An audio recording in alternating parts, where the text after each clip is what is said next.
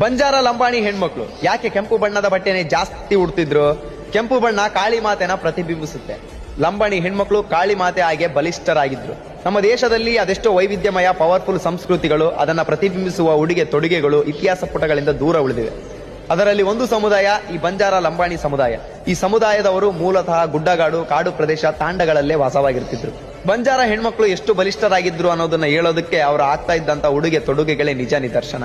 ಅವ್ರು ಹಾಕೋ ಈ ಬಟ್ಟೆನ ಬೇಟಿಯಾ ಅಂಡ್ ಕಾಂಚಲಿ ಅಂತ ಕರಿತಾ ಇದ್ರು. ಆ ಬಟ್ಟೆಗಳು ಕಂಪ್ಲೀಟ್ ಆಗಿ ಕನ್ನಡಿಗಳಿಂದನೇ ಕೂಡಿಕೊಂಡಿರ್ತಾ ಇದ್ವು.